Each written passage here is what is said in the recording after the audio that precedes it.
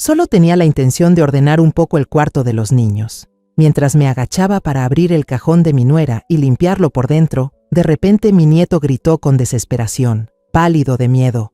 «Abuela, no lo abras, es horrible». Le pregunté por qué y solo dijo, «Mamá dijo que no nos acerquemos ahí». Por curiosidad, lo abrí, y al mirar dentro, me caí hacia atrás del susto. Pero antes de continuar, revisa si ya te suscribiste al canal y comparte en los comentarios desde dónde nos estás viendo. Nos encantaría saber hasta dónde llegan nuestras historias de venganza. Vendí la casa en Guanajuato después de que mi esposo falleció. El jardín familiar ahora solo vive en mis recuerdos y en una pequeña maceta de cactus que llevé conmigo, llegué a la casa de mi hijo en Coyoacán, con solo una maleta de ropa. Llevaba en el corazón una tristeza difícil de explicar por haber dejado el lugar donde crecí, pero también una pequeña esperanza de pasar los últimos años de mi vida junto a mis hijos y nietos. La reina, mi nuera, salió a recibirme en la puerta.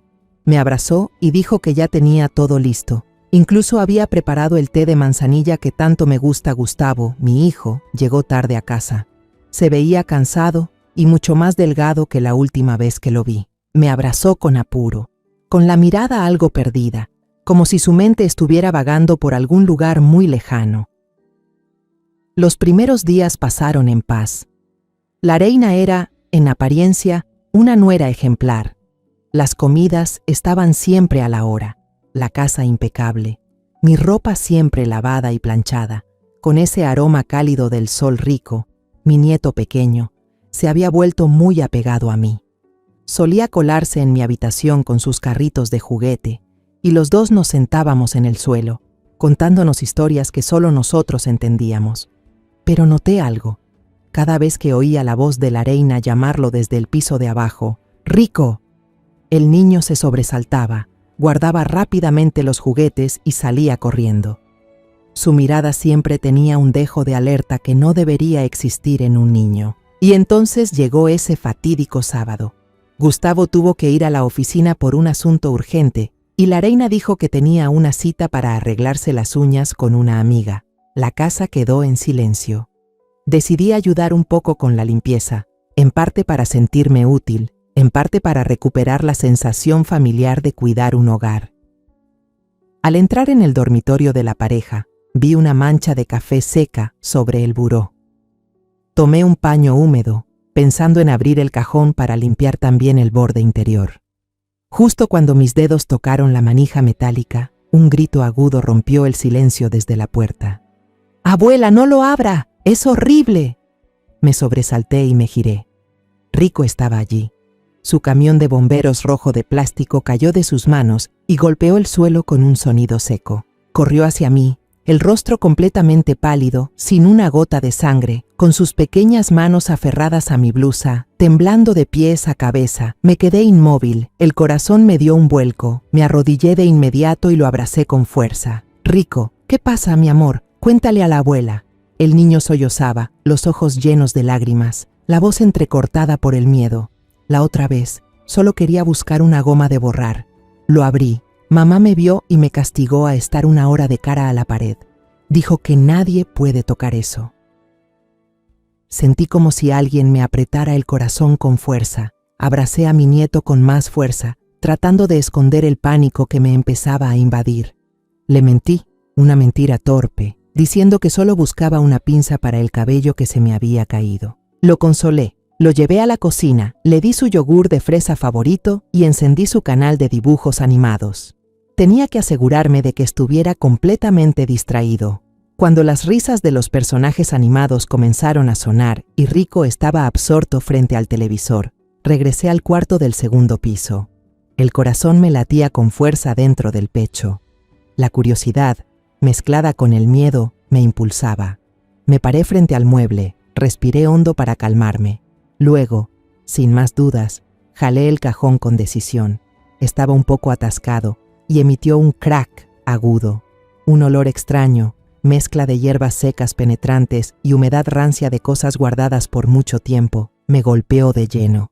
La escena ante mis ojos me hizo retroceder un paso con la respiración cortada. Había una figura hecha de tela burda, parecía una muñeca maldita, tirada en medio del cajón. Enredado alrededor de su cuello había un mechón de cabello negro. Por todo el cuerpo de la muñeca estaban clavadas decenas de agujas de coser oxidadas. A su lado, un trozo de pergamino viejo y amarillento, cubierto de unos símbolos extraños escritos con una tinta color marrón rojizo. Pero lo más espantoso era un pequeño cuaderno de tapa de cuero, colocado cuidadosamente en una esquina. Me temblaban las manos al levantarlo. Pasé las páginas. Con la letra inclinada y ordenada de la reina, apareció una lista detallada, fría y despiadada. 15 de marzo, una pastilla después de la cena, Gustavo duerme profundamente. 22/3, 2 pastillas. Gustavo parece aturdido, más dócil.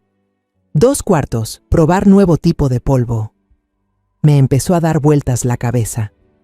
Debajo del cuaderno había 3 frascos pequeños sin etiqueta, llenos de comprimidos blancos y azul claro. Un escalofrío me recorrió la espalda. Eran exactamente las pastillas que la reina solía echar en el jugo de naranja de Gustavo cada noche, mientras dulcemente decía que eran vitaminas para fortalecer la salud de su esposo. Todo mi mundo se vino abajo en ese instante. Justo en ese momento, escuché el coche de la reina entrando en la calle. El pánico se disipó, dejando paso a una frialdad aterradora. Cerré rápidamente el cajón y salí corriendo al salón. Tenía que mantener la calma. Por Gustavo, por Rico, tenía que fingir ser una madre inofensiva. Esa noche preparé costillas guisadas picantes, el plato favorito de la infancia de Gustavo. Esperaba que ese sabor familiar pudiera estimularle el apetito, pero fue inútil. Mi hijo se sentó allí, comiendo como una máquina programada. Llevaba cada trozo de costilla a la boca, masticando de forma mecánica, con la mirada perdida en la pared blanca frente a él, sin decir una sola palabra, sin expresión alguna, sin un solo destello de vida. Era mi hijo, pero al mismo tiempo no lo era, como si un extraño llevara su rostro. Traté de entablar conversación. Gustavo, ¿cómo va el nuevo proyecto en la empresa? Aquel de arquitectura ecológica que tanto te apasionaba. Levantó la vista, pero su mirada parecía atravesarme. Bien, respondió de forma seca, y volvió a bajar la cabeza hacia su plato de arroz. Su agudeza, su sentido del humor y la chispa de pasión en sus ojos habían desaparecido por completo, solo quedaba un vacío aterrador. La escena más cruel ocurrió después de la cena. La reina caminó con gracia hacia la alacena, sacó un vaso de agua, regresó a la mesa, abrió uno de los 3 frascos que había visto en el cajón y con destreza dejó caer 2 pastillas. Revolvió suavemente y se lo ofreció a Gustavo, con la sonrisa perfecta en los labios. Aquí tienes tus vitaminas, amor. Tómalas para que te sientas mejor.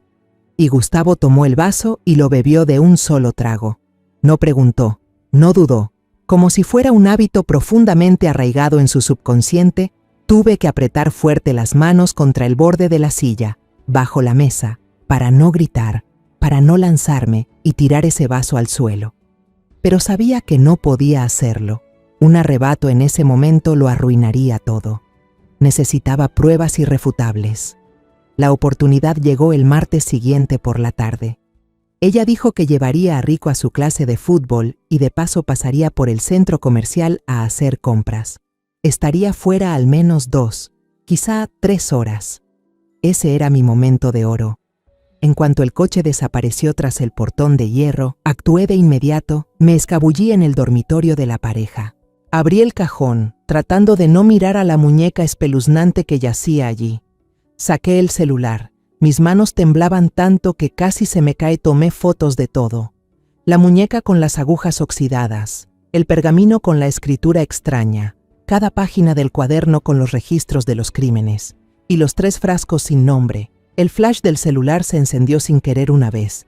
La luz blanca iluminó la habitación oscura y me sobresalté. Lo apagué enseguida y contuve la respiración, temiendo que alguien lo hubiera visto. Después de tomar las fotos, supe que necesitaba algo más. Abrí con cuidado uno de los frascos y dejé caer en la palma de mi mano 4 pastillas. 2 blancas, 2 azules. Lo envolví en una servilleta y lo metí bien al fondo del bolsillo de mi abrigo. Volví a colocar el frasco de pastillas en su sitio.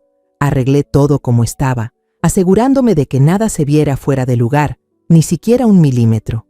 Sin perder un segundo, llamé un taxi y le pedí al conductor que me llevara directo a la clínica del doctor Raúl. Él fue el mejor amigo de mi difunto esposo, alguien en quien confío plenamente. Su consultorio seguía igual que siempre, con ese olor típico a desinfectante y los diplomas perfectamente colgados en la pared. El doctor Raúl me recibió con el ceño fruncido al verme tan alterada. «María, me asustaste. No te ves bien. ¿Qué pasó?». Me senté en la silla frente a él, sintiendo que no sabía por dónde empezar. ¿Cómo se le cuenta a alguien una locura así? Le entregué la servilleta arrugada y la abrí sobre la mesa. 4 pastillas pequeñas descansaban en silencio. Solo le dije que sospechaba que mi nuera le estaba dando a mi hijo unas medicinas de origen dudoso, que su salud se venía deteriorando cada vez más. Al principio, el doctor Raúl fue empático. Quizás pensó que solo era una suegra preocupada, un poco paranoica. Tomó las pastillas, se puso sus lentes de lectura y las observó con atención. «Parecen vitaminas comunes», comentó, pero igual las buscó en la computadora, escribiendo el nombre y la descripción. Yo observaba sin respirar, vi cómo sus cejas se fruncían poco a poco. Murmuró unos términos médicos que no entendí. El gesto relajado que tenía se esfumó, reemplazado por una seriedad absoluta. El ambiente en el consultorio se volvió denso. Finalmente, después de unos minutos de silencio insoportable, levantó la vista, se quitó las gafas y las dejó sobre la mesa con fuerza. Me miró con una gravedad que jamás le había visto, y con una voz clara, cada palabra fue como una puñalada. «Señora María, esto no son vitaminas». Hizo una pausa, luego continuó con una rabia contenida. «Esto es Zopiclona, un sedante muy potente, cuya dosis en este formato está prohibida desde hace años. Si se toma por mucho tiempo, destruye el sistema nervioso central, causa pérdida de memoria y, lo peor, anula la capacidad de pensar por sí mismo y de resistirse». Sentí como la sangre en mi cuerpo se congelaba. El doctor Raúl me miraba directo a los ojos, con una mezcla de furia y compasión. Y entonces dijo la frase final, la que apagó cualquier esperanza que me quedaba. «Ella está envenenando a su hijo». Salí de la clínica totalmente aturdida. El mundo a mi alrededor se volvió borroso. Subí al taxi de regreso a casa, con la mano apretando el papel donde el doctor Raúl me había anotado el nombre del veneno. Apenas crucé la puerta, la reina me recibió con una sonrisa radiante. Estaba arreglando un ramo de lirios blancos en un florero de cristal. «¿A dónde fue, mamá? Se ve agotada. ¿Le preparo un té de jengibre? El mío es el mejor». Di un paso atrás, sobresaltada. Esa sonrisa dulce, ese cariño tan atento, todo era una puesta en escena meticulosamente planeada para ocultar un alma oscura. «No, no hace falta», respondí, levantando la mano, intentando sonar tranquila. «Me duele un poco la cabeza, debe ser por el cambio de clima». No me atrevía a aceptar nada que viniera de ella, ni siquiera un sorbo de agua. Esa cena fue una verdadera tortura. Me senté frente a Gustavo, intentando fingir normalidad mientras mi corazón gritaba. Lo veía masticar con desgano y a la reina limpiarle con ternura una gota de salsa del borde de la boca, como si fuera un niño de 3 años. El estómago se me revolvía. Me obligué a tragar unos bocados por compromiso, deseando que la comida terminara lo antes posible. Tenía que esperar el momento justo. Después de la cena, mientras la reina recogía los platos en la cocina y Rico veía la televisión en la sala, vi a Gustavo salir solo al porche para encender un cigarrillo. Esa era mi oportunidad. Lo seguí afuera. El aire nocturno era fresco y silencioso. Solo se oía el sonido de los insectos en algún lugar del jardín. Respiré hondo para calmarme y empecé con cuidado. «Gustavo, ¿te has sentido raro últimamente? ¿Estás durmiendo bien?». Él dio una calada larga. El humo blanco se desvaneció en el aire. «Estoy bien, mamá», respondió con indiferencia. «En el trabajo hay mucho que hacer. Eso es todo». Apreté los puños, tratando de reunir todo mi valor. «La reina, esas pastillas que ella te da cada noche, ¿sabes qué son realmente?». Gustavo frunció el ceño, molesto. Son solo vitaminas, mamá. La reina se preocupa por mi salud. No pienses demasiado, es que aún no te acostumbras a estar aquí, por eso te imaginas cosas. ¡No son vitaminas!, casi grité, pero me esforcé por bajar la voz. Se las llevé al doctor Raúl, son sedantes prohibidos. Están destruyendo tu cerebro, te están quitando la voluntad. Gustavo apagó el cigarro en el cenicero sobre la mesa y me miró. Su mirada no era de enojo, ni de sospecha, sino un vacío aterrador. El doctor Raúl ya está viejo. Tal vez se equivocó. La reina es mi esposa. Ella nunca me haría daño.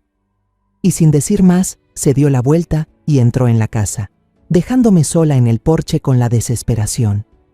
El muro que la reina había construido a su alrededor era demasiado alto, demasiado sólido, ya no podía alcanzar a mi hijo. Esas pastillas envenenadas habían nublado su juicio, lo habían convertido en un títere dócil en sus manos.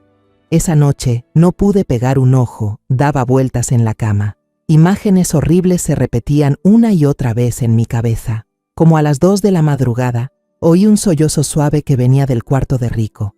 Abrí su puerta con cuidado. Bajo la tenue luz de la lámpara, vi a mi nieto encogido en la cama, abrazando con fuerza su osito de peluche. Los hombros le temblaban. Me senté en silencio a su lado y le acaricié la espalda. Se sobresaltó, abrió los ojos y al verme rompió a llorar. Abuela, soñé con la muñeca que está en el armario de mamá. Tenía ojos, me miraba, quería llevarme. Sentí que el corazón se me apretaba. No solo Gustavo, ahora Rico también era víctima de la reina. Mi nieto no merecía pasar por esto. Lo abracé con fuerza, lo arrullé con cuentos de hadas conocidos para que se durmiera otra vez. Pero dentro de mí nació una determinación férrea. Sabía que no podía rendirme. Si no era por Gustavo, debía hacerlo por este niño inocente. Al volver a mi cuarto, saqué un cuaderno viejo de tapas desgastadas y un bolígrafo. Bajo la luz amarilla del escritorio, empecé a escribir. Anoté fechas, los comportamientos extraños de Gustavo, la conversación fallida en el porche y también la pesadilla espantosa de Rico. Tenía que dejar todo por escrito, hasta el más mínimo detalle. Mi libreta se fue engrosando cada día. Unos días después, fui al parque, con la intención de despejarme un poco caminando, pero terminé sentada en un banco, absorta. La señora Lupita, una vecina amable que vivía a unas casas de la mía, pasó caminando y se sentó a mi lado. Era de las pocas personas del barrio con las que podía intercambiar algunas palabras. Se la ve preocupada, doña María, dijo con tono sincero. ¿Pasa algo malo? Solo negué con la cabeza y le sonreí con esfuerzo. ¿Qué podía decir? Si le contaba esta locura, seguramente pensaría que ya estoy perdiendo la cabeza. Al ver mi cara sombría, doña Lupita no insistió. En vez de eso, me habló de su nieto Sebastián. Ese niño es muy listo. Su papá quería que siguiera la carrera de abogado como todos en la familia, pero a él no le gusta. Abrió su propia oficina, la llama oficina de detectives, aunque no es como las demás. Se dedica a ayudar a la gente con problemas difíciles de contar. Doña Lupita me guiñó el ojo con picardía. Esas cosas que no se pueden llevar a la policía ni a los tribunales.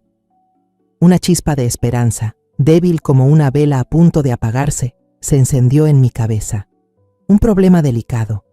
Sí, eso era. Un problema difícil de explicar. Levanté la vista, la miré directo a los ojos. ¿Podría darme el número de Sebastián, por favor? Me pasé toda la tarde reuniendo el valor para llamarlo. Levantaba el teléfono, luego lo dejaba. Me aterraba decir algo fuera de lugar, me aterraba que no creyera en una vieja como yo. Pero al pensar en la mirada vacía de Gustavo y en las pesadillas de Rico, marqué el número. La voz al otro lado de la línea era joven, serena y profesional. Oficina de Sebastián, buenos días. Respiré hondo. Hola, soy María. Soy amiga de doña Lupita. Necesito ayuda con un asunto familiar muy delicado. Después de esa llamada, quedamos de vernos en una cafetería pequeña y discreta en el centro. A la mañana siguiente. Sebastián no era para nada como me imaginaba a alguien que se encargaba de problemas delicados. Era joven, tal vez incluso más joven que Gustavo, Vestía jeans y una camiseta sencilla, pero sus ojos eran agudos, brillantes, una mirada inteligente que generaba confianza. Le conté toda la historia sin omitir ni un solo detalle. Desde la advertencia de Rico, los objetos extraños del cajón, hasta el diagnóstico frío del doctor Raúl. Saqué mi celular y le mostré las fotos que había tomado a escondidas y guardado en una carpeta secreta. Escuchó con atención, sin juzgarme, sin mostrar sorpresa alguna. Observó cada imagen, amplió con 2 dedos la de la muñeca y el papel extraño. Cuando terminé de hablar, guardó silencio unos segundos y luego empezó a hacer preguntas muy precisas, muy profesionales. ¿Cuál es la rutina diaria de su nuera? ¿Suele salir sola a horas fijas? ¿Qué dispositivos electrónicos hay conectados en su habitación, señora? Después de escuchar mis respuestas, Sebastián habló con calma, pero con firmeza. Señora María, yo le creo, pero sus palabras, estas fotos, incluso el informe médico del doctor Raúl, no bastan para convencer ni a la policía ni a su propio hijo. La reina puede negarlo todo y decir que usted inventa cosas por los típicos roces entre suegra y nuera. Necesitamos pruebas irrefutables. Entonces abrió su mochila y sacó un objeto pequeño, idéntico a un cargador blanco de celular. Esto es una microcámara con grabación de audio integrada. Solo necesita estar enchufada en un lugar discreto y grabará automáticamente cuando detecte movimiento. Solo necesitamos una oportunidad para colocarla en el dormitorio de su hijo y su nuera. Juntos trazamos un plan meticuloso. La reina tenía una clase fija de yoga los jueves por la mañana, de 9 a 11. Durante ese tiempo, Gustavo estaba en la oficina y Rico en la escuela. Era el momento perfecto para actuar. Nuestras 2 horas de oro. Exactamente a las 9 de la mañana del jueves, el coche de la reina desapareció tras el portón y Sebastián ya estaba allí, rápido y silencioso como una sombra. Me siguió hasta el dormitorio. Sebastián examinó todo y eligió rápidamente el enchufe detrás del buró de la reina, el lugar más escondido y menos visible. Insertó con destreza la cámara, luego sacó su celular para revisar la señal. Un punto verde apareció en la pantalla, confirmando que todo estaba listo. Todo tomó menos de 5 minutos. Desde ahora funcionará, susurró Sebastián. Grabará todo. Cuando tengamos lo que necesitamos, me pondré en contacto y por favor, tenga mucho cuidado, señora. Se fue tan rápido como llegó. Me quedé sola en la habitación, mirando fijamente el cargador blanco enchufado a la pared. No se veía distinto a cualquier otro cargador común, pero yo sabía que era mi única esperanza. Desde entonces, viví como caminando sobre la cuerda floja. Cada vez que la reina entraba a la habitación, sentía que el corazón se me detenía. Temía que, sin querer, tirara algo detrás del buró y descubriera el cargador extraño. Una vez, enchufó su celular justo en ese tomacorriente, y yo casi dejo de respirar, con las manos apretadas tan fuerte que se me pusieron blancas. Por suerte, no se dio cuenta de nada. También tuve que hacer de todo para mantener a Rico alejado de esa habitación. El niño solía meterse al cuarto de sus papás buscando juguetes, pero ahora tenía que inventar todo tipo de juegos en la sala o en el jardín para distraerlo. Le contaba historias, armábamos figuras, hasta escarbábamos en la tierra buscando lombrices, todo con tal de asegurarme de que no entrara por accidente y revelara nuestro secreto espantoso. Después de 2 días eternos, como si fueran 2 siglos, Sebastián me llamó. No dijo mucho por teléfono, solo avisó que ya había extraído el archivo de video de la noche anterior. ¿Quiere verlo?, preguntó con cierto titubeo. Le advierto que puede ser muy difícil de ver. El corazón me dio un vuelco. Tengo que verlo, respondí con firmeza. Quedamos de vernos en el mismo café discreto de antes. En la misma mesa escondida, Sebastián colocó la laptop sobre la mesa, giró la pantalla hacia mí y me puso los audífonos para garantizar total privacidad. Sus manos se movieron por el teclado y luego apretó play. En la pantalla apareció una imagen escalofriantemente familiar. El dormitorio de mi hijo y su esposa. La cámara grababa desde abajo, detrás del buró, apuntando directo a la cama. La calidad del video era excelente, incluso con la luz tenue de la lámpara de noche, y el sonido era inquietantemente claro. El reloj marcaba alrededor de las 11 de la noche. Gustavo dormía profundamente, con la respiración acompasada. Al poco rato, se abrió la puerta del baño. La reina entró, pero no llevaba su habitual pijama de seda rosada. Aquella noche tenía puesto un batín de seda negra, muy delgado. Su largo cabello caía suelto sobre los hombros, el rostro maquillado con esmero. Los labios rojo intenso resaltaban bajo la luz tenue. No se subió a la cama de inmediato, sino que se movió con sigilo felino hacia el buró. Abrió el cajón con lentitud, sin hacer ruido. Esta vez, además de la muñeca de trapo y los objetos que ya había visto, sacó una cajita de madera finamente tallada y unas velas negras. Colocó las velas sobre un platito de porcelana blanca encima del buró y les prendió fuego. Las llamas danzaban, proyectando sombras extrañas y deformes sobre las paredes, transformando la cálida habitación en un altar siniestro. Luego, la reina se sentó al borde de la cama, justo al lado de Gustavo, que seguía profundamente dormido. Tomó la muñeca de trapo y empezó a acariciarla. A través de los audífonos oí cómo murmuraba. Su voz era monótona, hipnótica, sin el tono dulce que usaba durante el día. Era otra voz, otra persona. Nunca te alejarás de mí, solo me obedecerás a mí. Tus ojos solo me verán a mí. Tu corazón solo me pertenecerá a mí, para siempre. Con cada frase helada que decía, sacaba una aguja nueva de la caja de madera y la clavaba profundamente en el pecho de la muñeca, justo donde estaría el corazón. Me estremecí, sintiendo como si esas agujas me atravesaran a mí, punzantes y dolorosas. Después, sacó un objeto que parecía un péndulo de amatista, colgado de un fino hilo de plata. Lo sostuvo por el hilo y comenzó a mover el péndulo de un lado a otro, frente al rostro de Gustavo. Ella seguía murmurando palabras ininteligibles, un lenguaje antiguo que no pude reconocer, pero cuya entonación me puso la piel de gallina. A la luz de las velas, el rostro de mi hijo se veía pálido y sin vida, completamente entregado a la manipulación de su esposa demoníaca. Y entonces se llevó a cabo el acto final de aquel espantoso ritual. La reina colocó el péndulo a un lado, sacó 2 pastillas blancas de un frasco. Usó el fondo de un vaso de vidrio para triturarlas hasta convertirlas en un fino polvo sobre un plato de porcelana. Luego, con cuidado y precisión, vertió ese polvo mortal en una botella de agua ya preparada sobre la mesa. La agitó bien hasta que todo se disolvió. Lo supe de inmediato. Esa era la botella que Gustavo llevaría al trabajo a la mañana siguiente. El video terminó.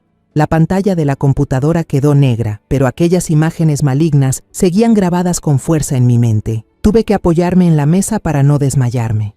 Todo mi cuerpo temblaba. Aquella escena era aún más aterradora de lo que jamás habría imaginado. Sebastián guardó la laptop en su mochila en silencio. Luego me acercó un vaso de agua ya preparado. Ahora ya tenemos la evidencia, dijo con voz firme y serena. Una prueba irrefutable. Este video es suficiente para incriminarla. Señora, ¿está lista para el siguiente paso?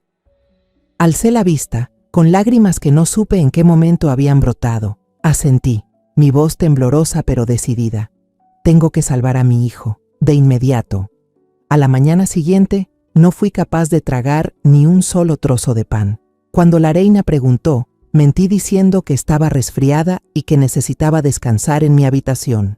Sostuve la memoria USB en la que Sebastián había guardado el video, sintiéndola pesada en la palma de mi mano. No era solo un dispositivo, era la llave para liberar a mi hijo. Lo primero que hice fue llamar al doctor Raúl. Mi voz seguía temblando, pero esta vez era más firme. Doctor, ya tengo la prueba, una prueba irrefutable. Voy a ir a la comisaría ahora mismo. Señora María, tenga mucho cuidado, respondió él con tono preocupado. Prepararé de inmediato un informe médico detallado sobre los efectos de ese medicamento, con firma y sello. Será una prueba adicional que demostrará que esto no es una broma. Llévelo con usted. Esperé el momento en que la reina tomó la mano de Rico, me sonrió y se despidió mientras lo llevaba a la escuela. Esa sonrisa ahora me resultaba repugnante. Apenas la puerta se cerró de golpe, llamé a un taxi. No me atreví a usar mi auto, por miedo a ser observada o seguida. Solo quería llegar a la comisaría de la ciudad lo más rápido posible. El edificio gris, imponente como símbolo de la justicia, apareció frente a mí, y por primera vez en muchos días, sentí un poco de seguridad. Me condujeron a una pequeña oficina con un aire denso a papeles viejos y café rancio. Quien me recibió fue el teniente Valdés, un hombre de unos 40 años, con ojos agudos y un rostro serio, marcado por las arrugas de la experiencia. Me ofreció asiento con una voz tranquila pero firme. Respiré hondo, intentando calmar el corazón desbocado, y comencé a relatar toda la historia. Mi voz seguía temblando, pero esta vez era por la indignación, no por el miedo. Le conté sobre el cambio en Gustavo, sobre la advertencia de Rico, sobre lo que encontré en el cajón y la ayuda de Sebastián. Le entregué todo lo que tenía, el informe médico del doctor Raúl, las fotos que tomé con el celular y finalmente la memoria USB con el video del crimen. El teniente Valdés recibió todo con suma cautela. Le echó un vistazo al informe, revisó las fotos y luego insertó la USB en la computadora. Se puso unos audífonos, su rostro sin mostrar emoción alguna, y comenzó a ver el video. Yo me senté frente a él, conteniendo la respiración, observando cada mínimo movimiento de su cara. Al principio, solo frunció el ceño, tal vez ya acostumbrado a casos extraños de violencia familiar. Pero cuando el video llegó a la parte en la que la reina murmuraba aquellos conjuros y usaba el péndulo para hipnotizar, noté que los músculos faciales de él se contrajeron levemente y su mirada se volvió fría como el acero.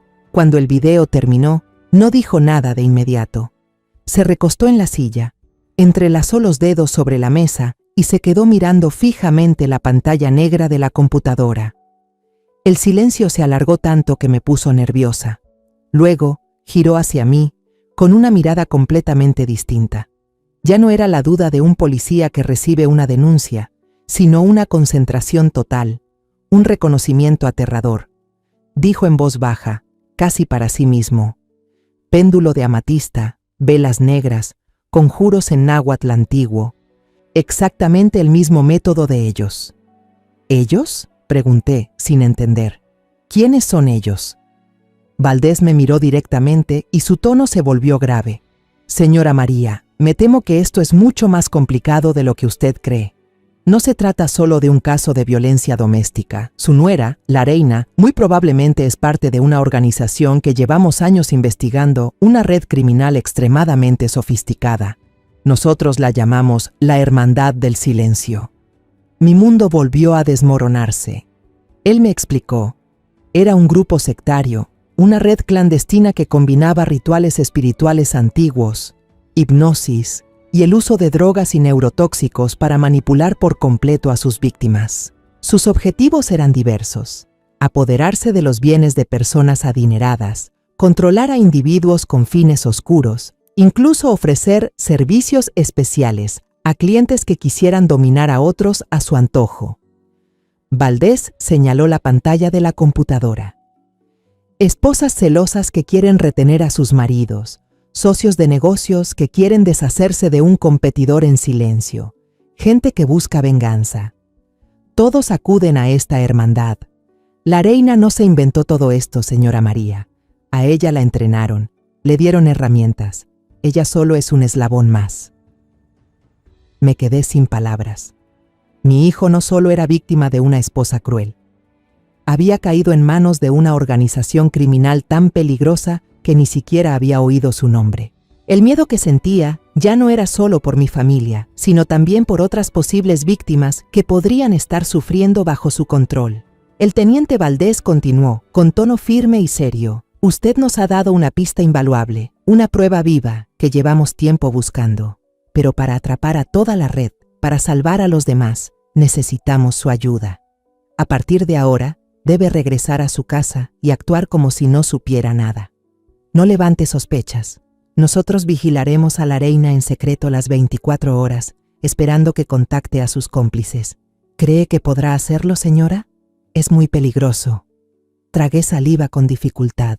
Volver a esa casa, enfrentar a la reina sabiendo la verdad terrible sobre ella y sobre esa organización detrás, era lo más aterrador que podía imaginar. Pero entonces volví a ver la imagen de Gustavo con la mirada vacía y a Rico llorando desesperado en mis sueños. Miré los ojos decididos del oficial, pensé en mi hijo y en mi nieto. El valor de una madre, de una abuela, emergió y superó todo temor. Asentí, con una voz más firme que nunca. Lo haré. Antes de dejar la estación, el teniente Valdés me entregó un celular pequeño, barato, de esos que solo sirven para llamadas. Este es un teléfono seguro, me dijo con seriedad. Solo úselo para comunicarse conmigo. Bajo ninguna circunstancia hable de esto desde su celular normal, ella podría estar escuchando. Ese pequeño aparato descansaba en la palma de mi mano, como un escudo, y al mismo tiempo un recordatorio del peligro que enfrentaba. Al volver a casa, el pesado portón de hierro se cerró tras de mí como si fuera la puerta de una prisión. Vi a la reina regando tranquilamente las macetas de geranios en el jardín. Se giró y me saludó con una sonrisa brillante como el sol. ¿Cómo le fue en la consulta, mamá? ¿Qué dijo el doctor? Esa sonrisa, esa preocupación suya ahora me daban escalofríos. Tuve que hacer un gran esfuerzo para que mi voz no temblara. Solo está un poco alta la presión, hija. Cosas de la edad. El doctor me dijo que debo descansar más, evitar preocuparme demasiado. Los días siguientes fueron una larga cadena de mentiras y tensión. Tenía que convivir con mi enemiga bajo el mismo techo. Comía lo que cocinaba la reina, aunque por dentro siempre temía que le hubiera puesto algo. Veía la tele con ella, me reía de escenas cómicas sin gracia, mientras mi mente gritaba por dentro. Seguía jugando con Rico como siempre, pero trataba de tenerlo a mi lado todo el tiempo, como una gallina que eriza las plumas para proteger a su pollito. Por dentro, todos mis nervios estaban tensos como cuerdas a punto de romperse. Cada vez que mi teléfono vibraba, me sobresaltaba, temiendo que fuera la reina y no Valdés. Empecé a observar a la reina con más discreción. Noté que últimamente estaba más irritable. Sus sonrisas parecían más forzadas que antes. A veces, salía de puntillas al balcón para hacer llamadas cortas, con una voz baja y misteriosa. También revisé en secreto el frasco de pastillas que tenía en la mesita de noche y noté que se estaba vaciando rápido. Tal vez el efecto del medicamento estaba disminuyendo. La obediencia de Gustavo ya no era absoluta y ella necesitaba una dosis más fuerte o nuevas instrucciones de la hermandad. 3 días después, al mediodía, el teléfono seguro vibró. Era el teniente Valdés. Señora María, esta mañana logramos instalar exitosamente el rastreador en su coche, cuando pasó por el supermercado. Todo está listo, ahora solo debemos esperar. La oportunidad llegó la tarde del día siguiente. La reina se puso un vestido nuevo, se maquilló con esmero y me dijo que tenía una cita con una vieja amiga en las afueras, que probablemente regresaría tarde. Me pidió que cuidara a Rico. El corazón me latía con fuerza. Era el momento. En cuanto su coche salió del portón, saqué el teléfono seguro y llamé a Valdés, susurrando con urgencia. Ya salió. Va muy arreglada, va hacia el sur de la ciudad. Valdés respondió con tono firme. Ya la tenemos. El punto rojo se está moviendo. Usted quédese en casa y manténgase a salvo. Cierre bien todo. No me llame a menos que sea una verdadera emergencia. Le informaré después. Me senté en la sala, tratando de jugar con Rico con unos rompecabezas, pero no lograba concentrarme. Las piezas se me caían de las manos. Las horas pasaban pesadamente. Empezaba a oscurecer. Cada vez que un coche pasaba por la calle, sentía que el corazón se me salía del pecho. Alrededor de las 7 de la noche, justo después de darle de cenar a Rico, el teléfono seguro vibró con fuerza. Era Valdés. Su voz era rápida, pero emocionada. Señora María, la seguimos hasta una vieja granja en Xochimilco. Es el escondite que hemos sospechado todo este tiempo. Acaba de entrar. Vamos a actuar ahora. Un coche de policía sin placas llegará a su casa en 10 minutos. Necesitamos que esté en el lugar para identificarla. Tal como dijo, un sedán negro se detuvo frente a mi casa 10 minutos después. 2 policías de civil bajaron del auto. Uno se quedó cuidando a Rico, el otro me invitó cortésmente a subir. El coche atravesó la noche, rompiendo el silencio de la ciudad. Iba en el asiento trasero, con el corazón golpeando como un tambor, las manos apretadas con fuerza. El coche se detuvo en un camino de tierra, a una distancia segura del objetivo. Desde allí podía ver la vieja granja, deteriorada, con luces tenues y amarillas que salían por las ventanas. A lo lejos, en la oscuridad, distinguía siluetas de muchos policías armados tomando posiciones y rodeando todo el lugar. Valdés, con chaleco antibalas, dio una señal por el radio. «Entren». Inmediatamente, la puerta de la granja fue derribada con una fuerza brutal. Gritos de terror, sonidos de cosas rompiéndose, disparos de taser retumbaban, sacudiendo la calma del campo. Yo permanecía en el coche, conteniendo el aliento sin parpadear. Todo pasó demasiado rápido, demasiado intenso. Unos minutos después, la puerta volvió a abrirse y la policía empezó a sacar a cada persona una por una. Vi a la reina. Su cabello antes brillante ahora estaba hecho un desastre. Su rostro hermoso lucía desorientado, vacío, con las manos esposadas. Detrás de ella venían varios hombres y mujeres vestidos de forma extraña, probablemente los líderes de la Hermandad del Silencio. Pero lo que más me impactó, lo que más me rompió el corazón, fue lo que vi a continuación. La policía sacó a 5 chicas muy jóvenes, de apenas unos 18 o 20 años. Tenían la mirada perdida, vacía, la ropa desordenada, caminaban tambaleándose como muñecas sin alma, habían estado encerradas allí.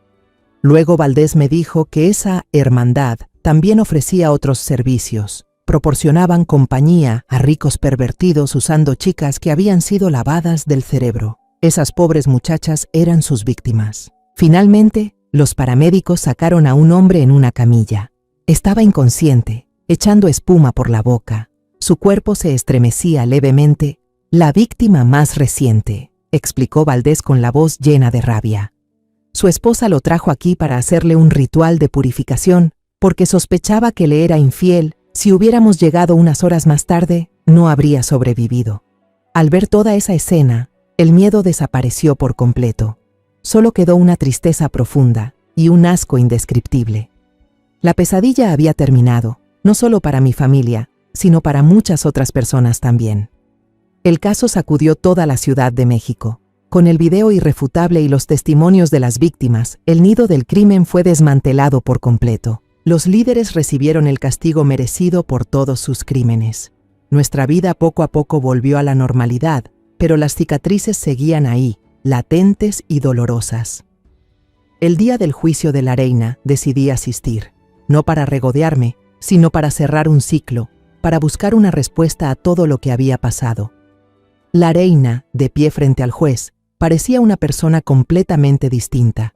Su cabello antes brillante ahora estaba seco, pegajoso. Sus ojos grandes y brillantes de antes ahora estaban apagados, vacíos. Ya no tenía esa falsa calma, ahora solo mostraba desesperación y locura. Ya no podía hablar con coherencia. Ante las preguntas del juez, solo balbuceaba frases sin sentido, repitiendo una y otra vez: «Pero yo amaba a Gustavo. Él no podía dejarme. Esa secretaria, ella me lo quitó. Solo quería que se quedara conmigo. Solo quería que se quedara conmigo». Al principio, el fiscal creyó que fingía estar loca para evitar la cárcel. Pero tras una larga evaluación psiquiátrica, los expertos llegaron a una conclusión que dejó a todos en shock. La reina realmente había perdido el contacto con la realidad. Su obsesión enfermiza, los celos y los rituales oscuros practicados durante tanto tiempo la habían llevado a un estado de locura irreversible.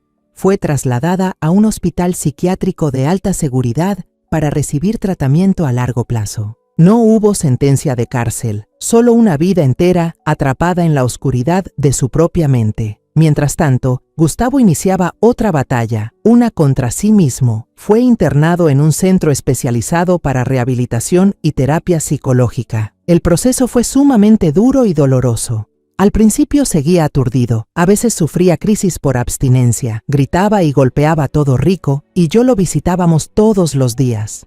Rico era demasiado pequeño para entender lo que pasaba, solo sabía que su papá estaba enfermo. Solía quedarse en silencio, colocando su carrito de juguete favorito sobre la cama del papá. Y yo me sentaba a su lado, le agarraba la mano delgada y le contaba historias divertidas del pasado, de cuando él era un niño risueño en Guanajuato. Poco a poco, con cada día que pasaba, los ojos de Gustavo empezaron a recuperar algo de lucidez. La niebla en su mente se fue disipando. Una tarde, mientras yo le pelaba una manzana, me tomó fuertemente de la mano. Me miró, y por primera vez en muchos meses vi luz en su mirada. Luego rompió en llanto, con lágrimas calientes rodando por sus mejillas hundidas. Mamá, lo siento, no recuerdo nada. Todo parece una pesadilla horrible.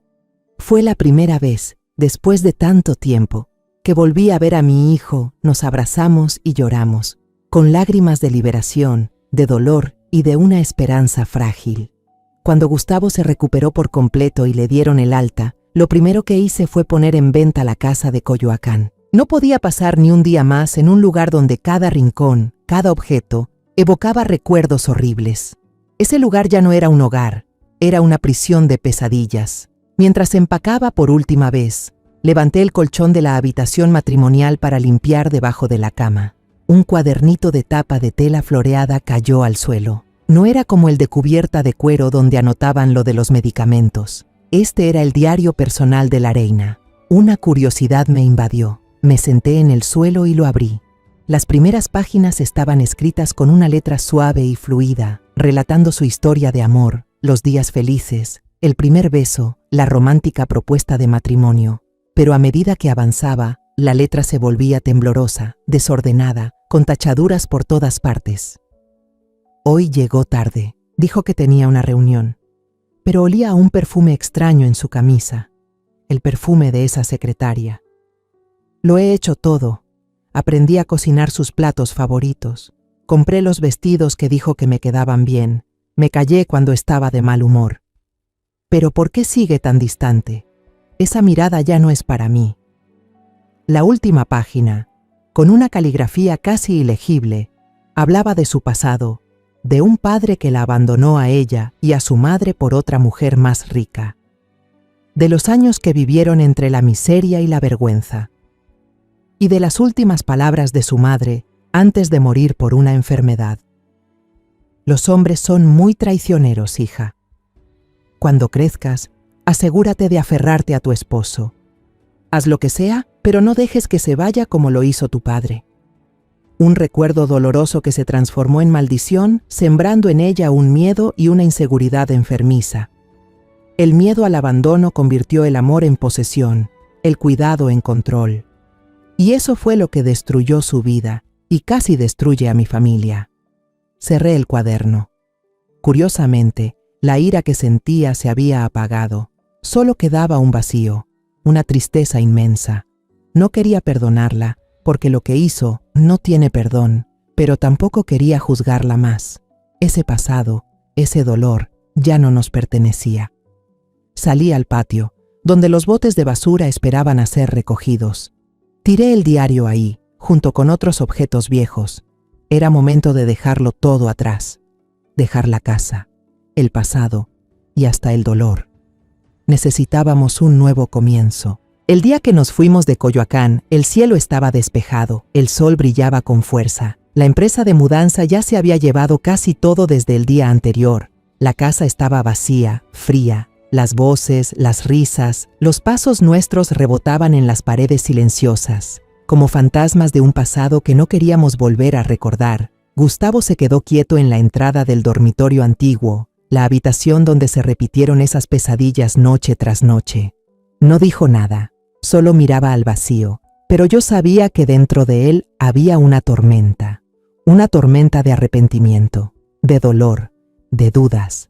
Se volvió hacia mí con una mirada llena de culpa. Mamá, si en ese momento te hubiera creído, si no hubiera estado tan ciego. Me acerqué, le puse una mano en el hombro y negué con la cabeza. No fue culpa tuya, Gustavo. Tú también fuiste una víctima. La culpable ya pagó y nosotros tenemos que seguir viviendo. Ahora solo hay que mirar hacia adelante. Rico era distinto. El niño no mostró ningún apego a esta casa. Me jaló de la mano con impaciencia, los ojos brillando de emoción. «Vamos, abuela, apúrate. Vámonos a la casa nueva». Como si, en su mente inocente, irse de aquí fuera escapar de un fantasma, dejar atrás las pesadillas sobre la muñeca con ojos. Antes de subirnos al auto, Sebastián y doña Lupita vinieron a despedirse. Doña Lupita, tan buena como siempre, me abrazó fuerte, con los ojos llenos de lágrimas.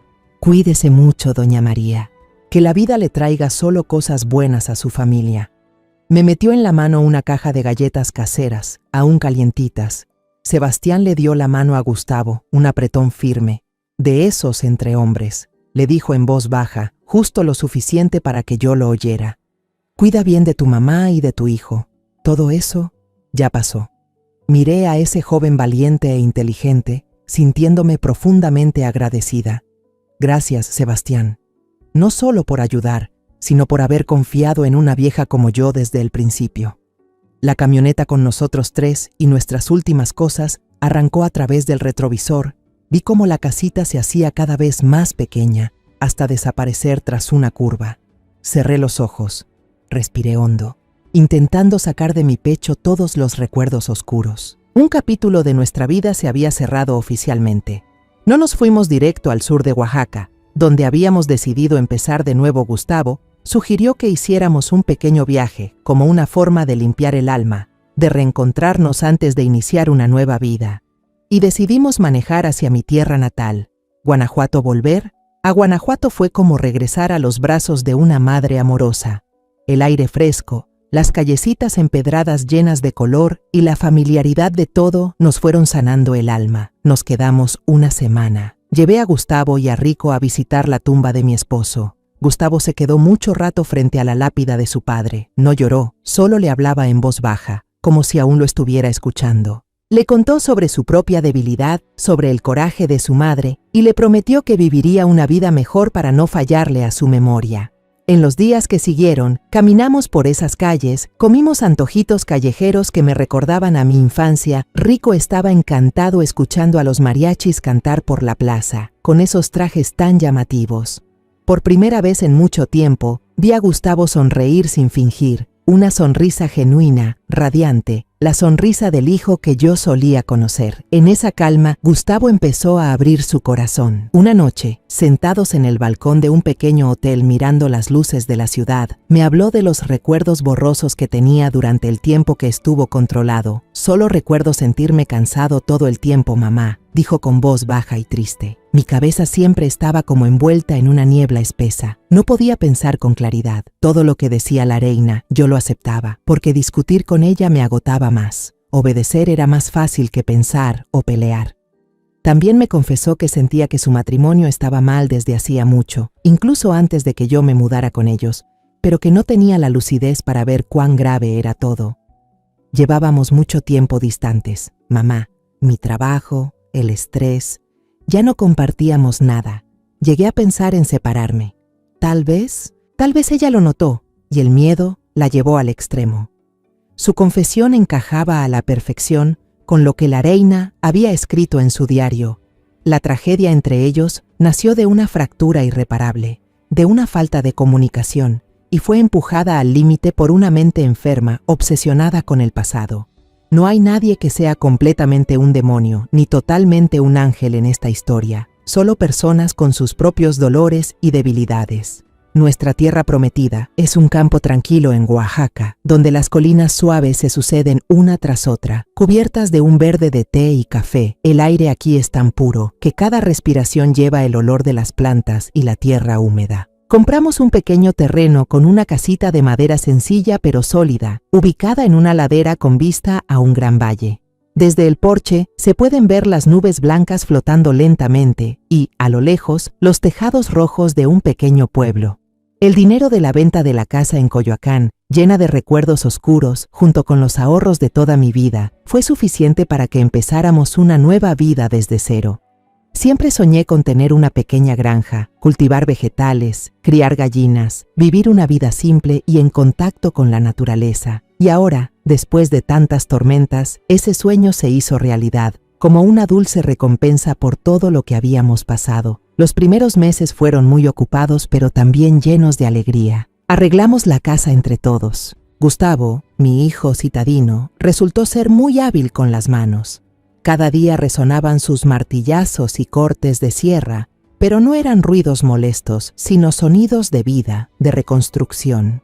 Pintamos las paredes de un blanco marfil, plantamos coloridas bugambilias frente al porche. En especial, él mismo buscó madera, la lijó y construyó un columpio resistente para Rico. Bajo el gran árbol de aguacate en el jardín, ver al niño sentado en el columpio, riendo a carcajadas cada vez que su papá lo empujaba más alto, me llenaba de una felicidad sencilla que pensé que jamás volvería a sentir. Empezamos a trabajar la tierra abandonada. 2 abuelas, un hijo, todos juntos cavamos, quitamos maleza y sembramos nuestras primeras hortalizas orgánicas. Hileras de tomates rojos, lechugas tiernas, maíz que se alzaba buscando el sol y un huerto de chile habanero picante, típico de esta región. Gustavo leía mucho sobre agricultura ecológica. Encontró una nueva pasión y propósito en cuidar cada planta, cada brizna de hierba. Sus manos se endurecieron, su piel se curtió por el sol y el viento, pero sus ojos brillaban con vida y claridad.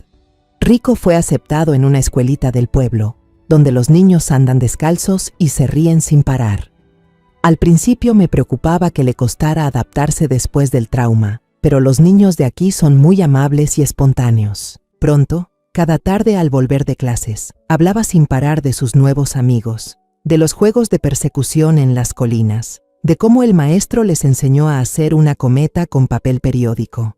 Poco a poco, como árboles plantados en tierra fértil, las cicatrices de nuestras almas comenzaron a sanar. Gustavo ya no tenía pesadillas, dormía mejor, comía con más apetito y empezaba a recuperar su físico saludable de antes. Hablaba más, reía más. Sus ojos ahora eran claros, tranquilos. Ya no tenían esa mirada perdida y vacía de antes. Rico tampoco se sobresaltaba ni lloraba en silencio por las noches. Había vuelto a ser un niño de su edad, inquieto, curioso y lleno de energía. Ya no menciona la muñeca ni el cuarto en Coyoacán. El pasado parece haberse borrado de su mente inocente, dejando solo el verde de las colinas y las risas de sus amigos. Y yo, después de todo, encontré la verdadera paz cada mañana. Ya no me despierta el ruido ensordecedor de los autos en la ciudad, sino el canto alegre de los gallos. Salgo al porche. Respiro profundo el olor a tierra húmeda después del rocío de la noche y veo cómo el sol se eleva poco a poco detrás de las colinas, tiñendo el cielo de una luz cálida entre naranja y dorado. Mi costumbre favorita ahora es sentarme por las tardes en la mecedora de mimbre en el porche, con una taza de té de manzanilla caliente en la mano, el mismo té que cultivo y seco yo misma. Miro a lo lejos, donde Gustavo está concentrado reparando la cerca de madera, con la camisa empapada en sudor pero silbando una melodía alegre. Y más cerca, Rico corretea detrás de un perrito en el jardín. Su risa clara resuena en el aire, tan pura como el ambiente que nos rodea. La tormenta de verdad ya pasó. Nos arrebató muchas cosas, una esposa, una madre, una vida cómoda.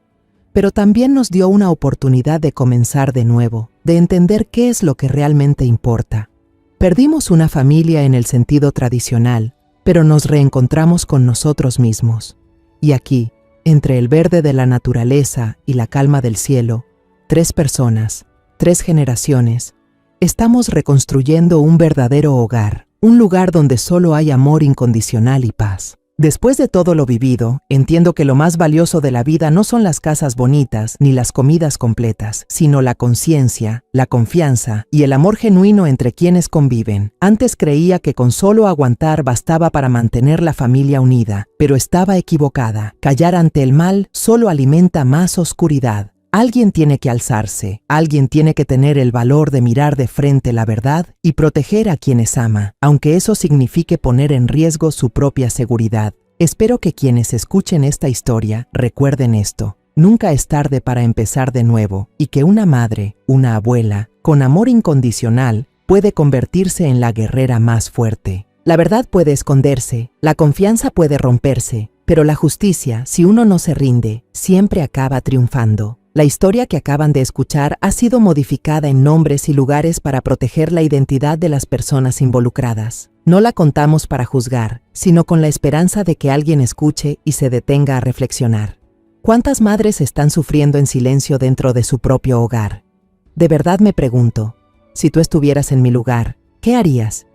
¿Elegirías callar para no causar conflictos o te atreverías a enfrentarlo todo para recuperar tu voz? Quiero saber tu opinión, porque cada historia puede convertirse en una vela que ilumine el camino de alguien más.